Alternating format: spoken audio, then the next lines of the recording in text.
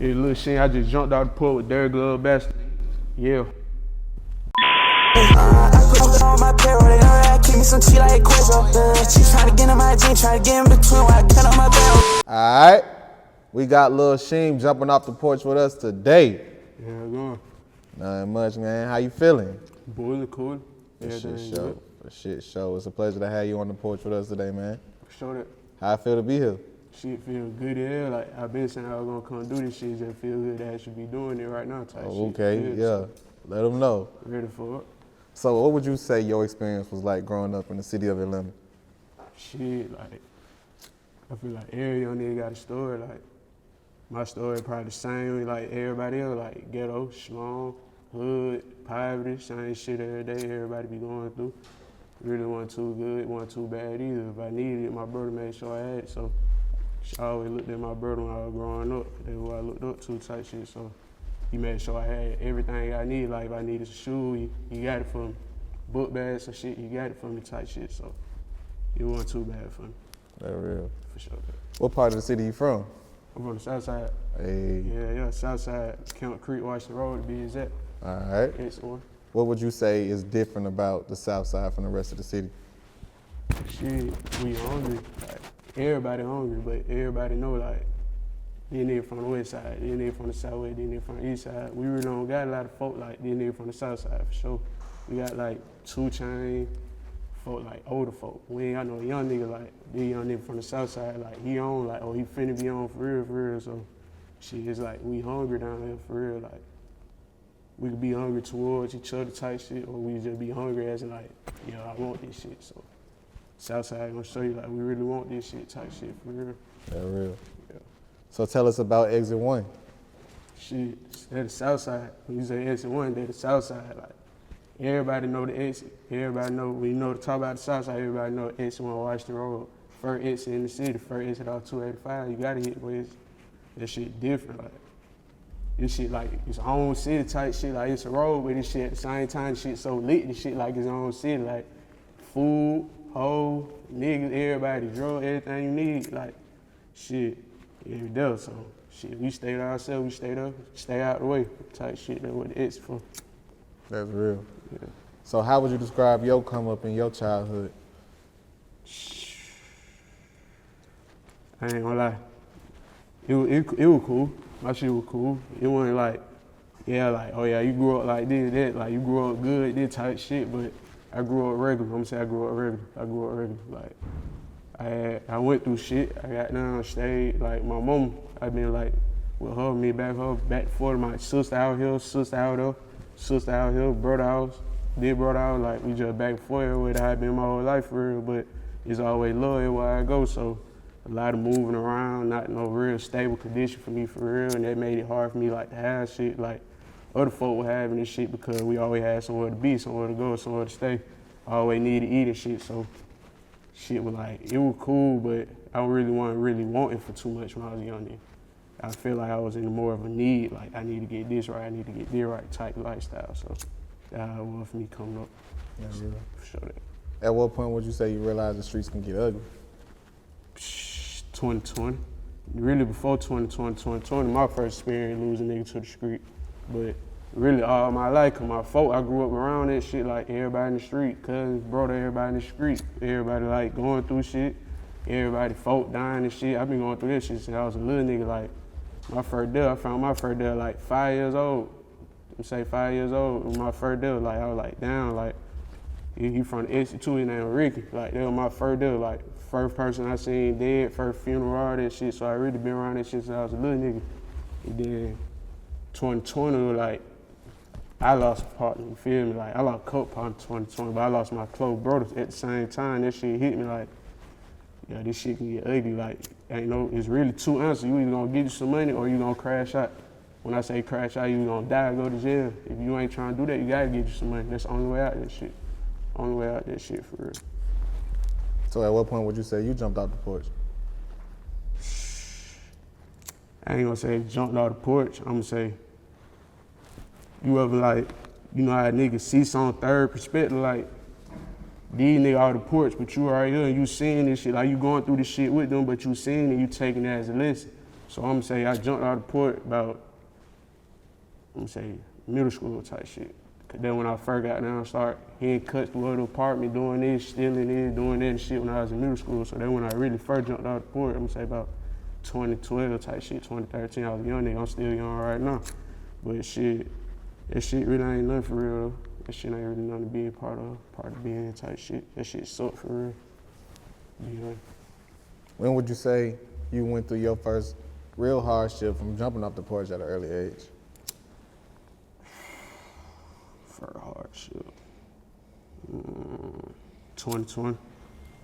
2020, I'm saying 2020, at the same time when I lost my brothers. So he the same nigga I was off the porch with, like when I was a young nigga in the apartment, doing this, doing that, going here and up.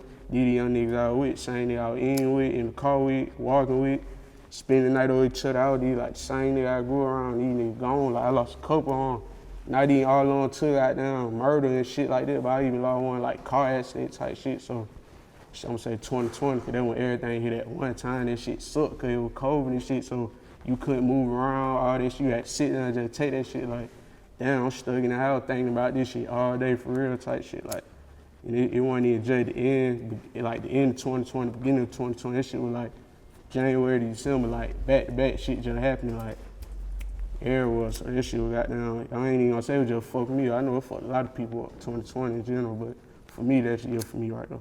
It definitely is. What would you say was your coping mechanism? Like, how was you dealing with all that at one point? And the world was on standstill at the same time. Shit, yeah. Shit, I ain't gonna lie to you, bro. I smoke, like, that's why I smoke. A lot of people just smoke, like, a lot of folks I know probably just be smoking, but I smoke 'cause I got real, like, mental problems and, like, real shit going on in my head that I really don't be liking to put up with, so I be trying to escape reality sometimes, so if I ain't doing that, I'm talking to my folk, talking to my big brother, my cousin, and like, we trying to do some fun shit, stay out of the way, anything to keep my mind out of the negativity, cause you never know what you gonna wake up to. You never know what you can wake up to see. You can wake up to some more bad news, like I can wake up to some bad news tomorrow, but shit, I'm gonna keep pushing, you feel me? You gotta keep pushing, you can't stay in it, cause when you stay in it, that shit gonna have you stuck in it. So, shit like that, for real. That real. At what point would you say you knew it was time to turn a new leaf and get out the streets? 2009, I was some years old. My brother's best friend, Ricky, died. He was in the street. He died from some bullshit from the street. So it was like, damn, like, you see folk close, when you see folk close, you going through some shit for real, that shit hurt you. And you know if it ain't good for him, why the fuck would it be good for me? He going through this shit, why the fuck would I wanna go through that shit? I don't wanna go through that shit. I wanna get me some money. I don't wanna go through the same hard shit these folk going through. But at the same time, a lot of folks in the street, cause they in the street, cause that's the only thing they know. So it's like, shit, you live and learn from that shit. If you ain't supposed to be in that shit, don't be in it. That shit ain't nothing for real. Ain't nothing coming from that shit for real. When would you say you started playing around with the music? Yeah, it's a funny question right here. I started playing around with the music. I was like 5 years old, 4 years old. I ain't really start out with the rap shit though. I was fucking with the rap, but I always wanted to be Chris Brown when I was little. Like, I used to make my sister pick me up. Like, I used to have the whole same fit he had on the music video. I used to make my sister pick me up. I used to try to do the wall-to-wall everything when I was a little kid. So ever since then, like, I been copying music videos since I was little. I used to hear music and shit like, yeah, I'm finna do this, or I'm gonna do that when I get that age, or when I get older, that's what's gonna be making me make money in the future. So, shit, but I ain't really start recording on music till like 8th, 9th grade. My big brother started sneaking me to the studio with my mama. Like, when I lived with my mom, he used to come pick me up, lay all type shit, sneak me to the make me rap. Cause I know how to rap, so he used to make me rap, but I was so shy and scared, I ain't want to put it out. But he made sure I put that shit out. They were like 20, 18, 19. So I'm gonna say about 16, 17 years old, for sure. That real. Yeah. Who would you say inspires you musically?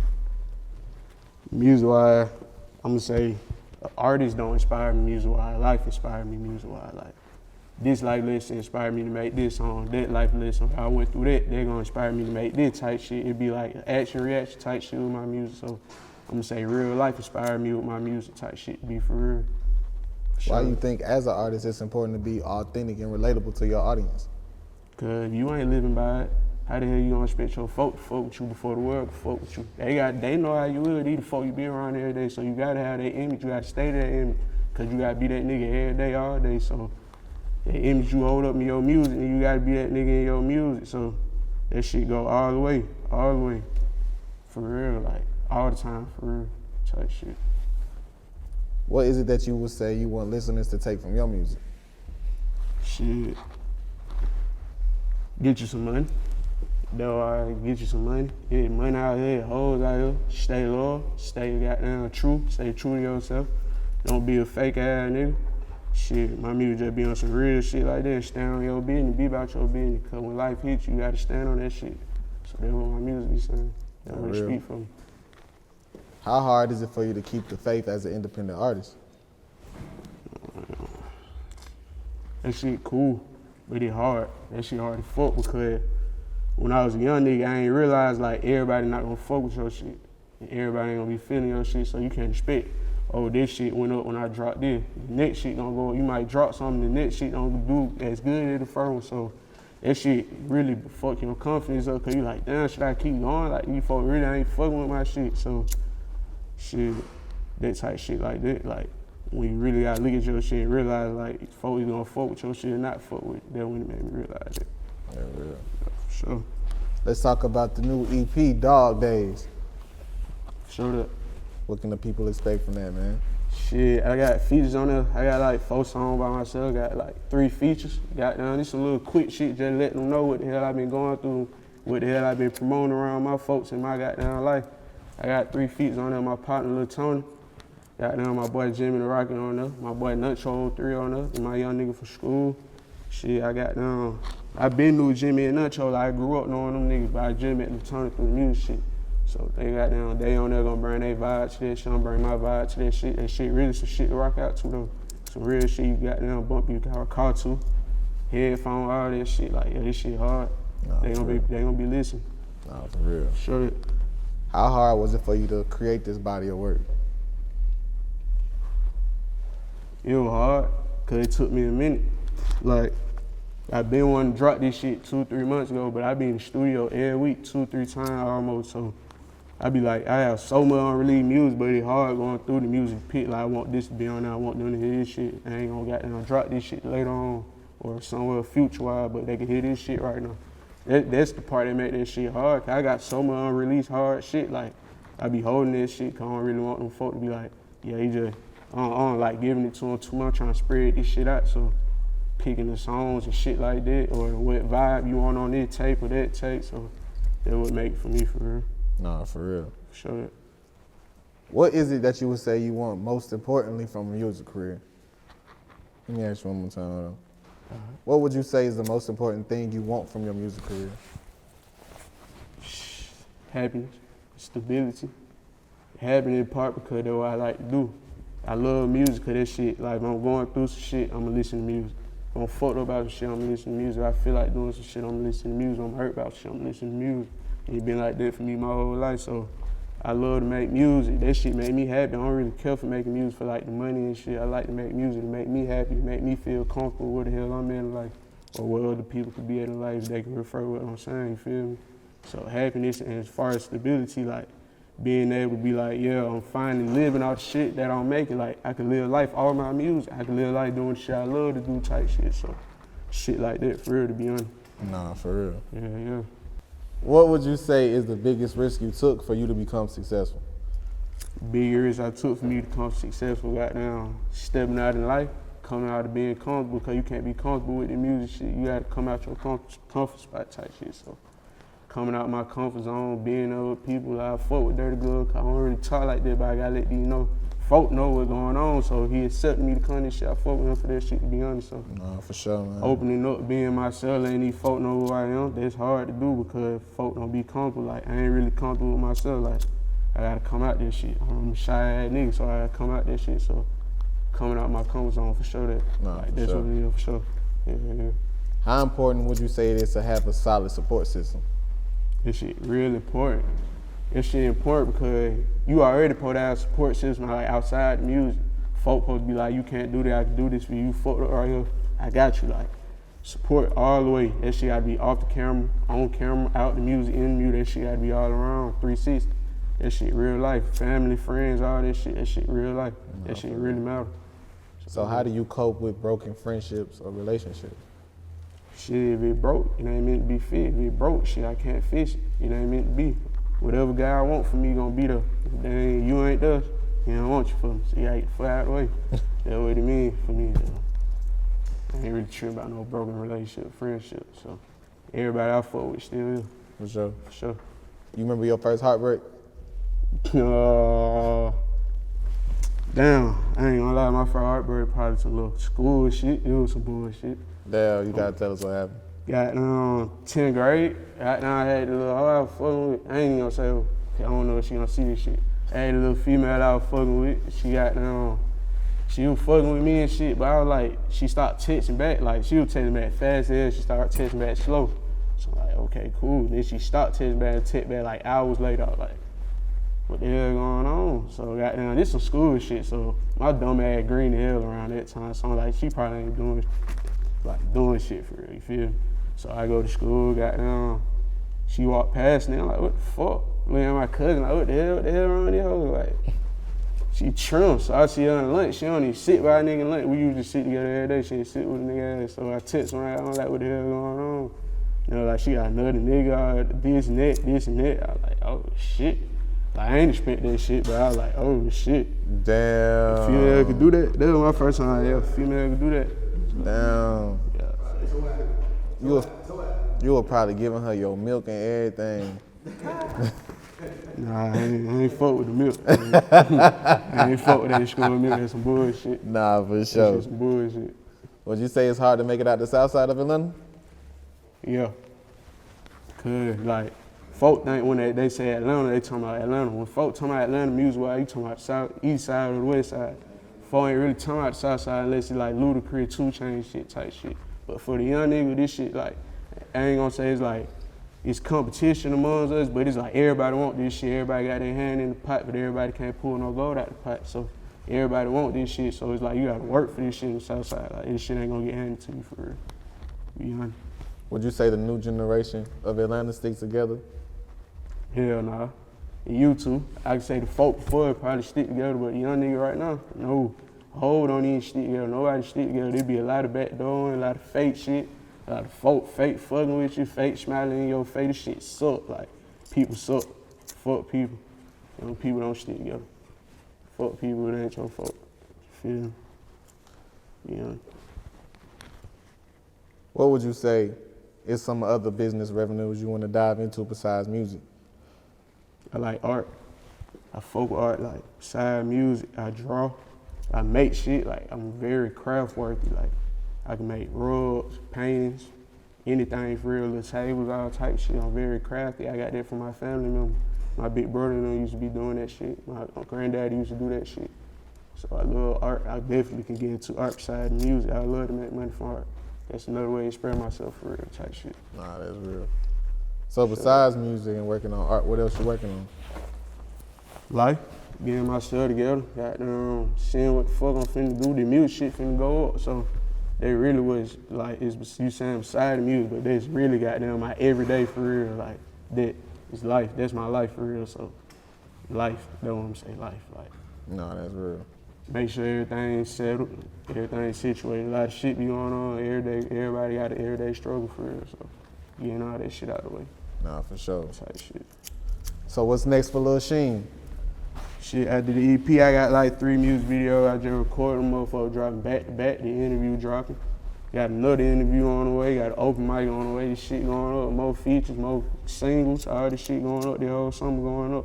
Dog Days finna fuck them up. Dog Days fucking them up, I'm telling you, they finna fuck with that shit, I'm telling you. Nah, for Per real. EP, they gonna fuck with that shit. For sure.